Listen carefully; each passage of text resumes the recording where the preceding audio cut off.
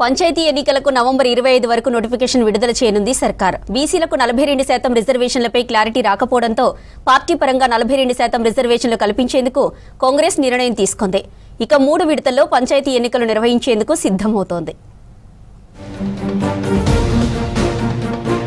రాష్ట్ర కేబినెట్ నిర్ణయంతో పంచాయతీ ఎన్నికల ప్రక్రియ వేగం పుంజుకుంది.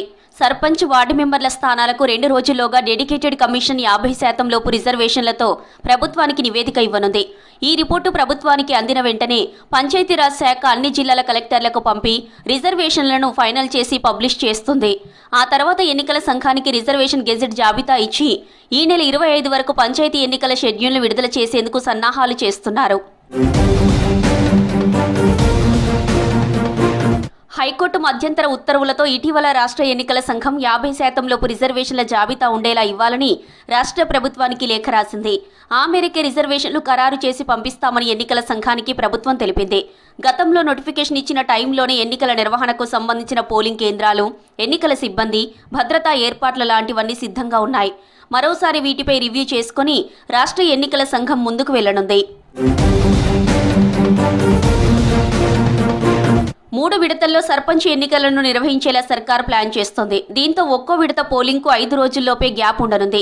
దీంతో డిసెంబర్ 2వ వారంలో పంచాయతీ ఎన్నికల ప్రక్రియను ముగించనున్నట్లు తెలుస్తోంది. డెడికేటెడ్ కమిషన్ పంచాయతీ ఎన్నికల కోసం గతంలోనే 2 విధాలుగా రిజర్వేషన్లను ఖరారు చేసింది. ఇందులో ఒకటి బీసీలకు 42% ఉండగా ఇంకో దాంట్లో అన్ని రిజర్వేషన్లు కలిపి 50% లోపు ఉండేలా రెడీ చేసింది. అయితే ఇప్పటికే సిద్ధంగా ఉన్న 50% లోపు రిజర్వేషన్ల జాబితాను మరోసారి పరిశీలించి ప్రభుత్వానికి నివేదించనుంది. నిజానికి పంచాయతీ ఎన్నికలు పార్టీల గుర్తుపై జరగవు. ఆయా అభ్యర్థులకు పార్టీలు మద్దతు మాత్రమే ఇస్తాయి. దీంతో కాంగ్రెస్ పార్టీ మద్దతుతో పోటీ చేసే స్థానాల్లో బీసీలకు 42% రిజర్వేషన్లు కల్పిస్తామని ప్రకటించింది. బీసీ రిజర్వేషన్ల విషయంలో కాంగ్రెస్ పార్టీ పరంగా తీసుకున్న నిర్ణయం మిగతా పార్టీలన్నింటిపై ప్రభావం చూపనుంది. అనివార్యంగా ఇతర రాజకీయ పార్టీలు కూడా అదే మార్గాన్ని అనుసరించక తప్పని పరిస్థితులు నెలకొన్నాయి. అసెంబ్లీలో బీసీలకు రిజర్వేషన్ల సందర్భంగా అన్ని పార్టీలు ఏకగ్రీవంగా మద్దతు తెలిపాయి. ఇప్పుడు ఆ రకంగా అమలు చేయకపోతే ఆ పార్టీలకు బీసీలు దూరమయ్యే అవకాశం ఉంటుంది. బీసీలకు స్థానిక సంస్థల్లో చట్ట ప్రకారం ఇప్పటికే 22 నుంచి 23% రిజర్వేషన్లు అమలులో ఉన్నాయి. దీన్ని చట్టపరంగా 42%కు పెంచాలని రాష్ట్ర ప్రభుత్వం అనేక ప్రయత్నాలు చేసింది. చివరకు హైకోర్టు స్టే ఇచ్చింది.